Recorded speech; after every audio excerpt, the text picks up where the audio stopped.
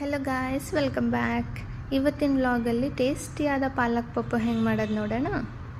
ಈ ಥರ ಬಿಸಿ ಬಿಸಿ ಅನ್ನಕ್ಕೆ ತುಪ್ಪ, ಪಾಲಕ್ ಪಪ್ಪು ಜೊತೆಗೆ ಸಂಡಿಗೆ ಅಥವಾ ಮಜ್ಜಿಗೆ ಮೆಣಸಿನ್ಕಾಯಿ ಜೊತೆ ತಿಂದರೆ ಏನು ಸಖತ್ತಾಗಿರುತ್ತೆ. ಕಟ್ ಮಾಡ್ಕೊಂಡಿರೋ ಪಾಲಕ್ ಸೊಪ್ಪು, ಆನಿಯನ್, ಟೊಮ್ಯಾಟೊ, ಬೆಳ್ಳುಳ್ಳಿ, ಹಸಿಮೆಣಸಿನ್ಕಾಯಿ ಮತ್ತು ತೊಗರಿಬೇಳೆ.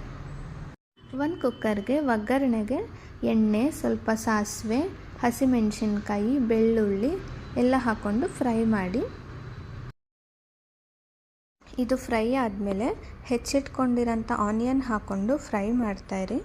ಆನಿಯನ್ ಬ್ರೌನಿಷ್ ಬಂದಮೇಲೆ ಟೊಮೆಟೊ ಹಾಕಿ ಸ್ವಲ್ಪ ಅರಿಶಿನದ ಪುಡಿ ಹಾಕಿ.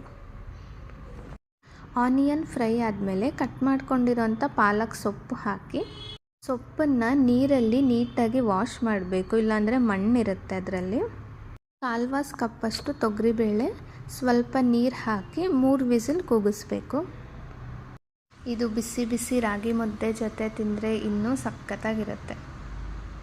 ಕುಕ್ಕರ್ ಮುಚ್ಚಳ ಓಪನ್ ಮಾಡಿದ್ಮೇಲೆ ಈ ಥರ ನೀರೆಲ್ಲ ಹೀರ್ಕೊಂಡಿರುತ್ತೆ. ಅದನ್ನು ಸ್ವಲ್ಪ ಸ್ಮ್ಯಾಶ್ ಮಾಡಿಕೊಂಡು ಇನ್ನು ಸ್ವಲ್ಪ ನೀರು ಮತ್ತು ರುಚಿಗೆ ತಕ್ಕಷ್ಟು ಉಪ್ಪು. ಇದು ಚಪಾತಿ ಮತ್ತು ಪ್ಲೇನ್ ರೊಟ್ಟಿಗೂ ಸಖತ್ ಕಾಂಬಿನೇಷನ್. ಆ್ಯಂಡ್ 1 ಟೇಬಲ್ ಸ್ಪೂನ್ ಧನಿಯಾ ಪುಡಿ ಹಾಕಿ ಮಿಕ್ಸ್ ಮಾಡಿ.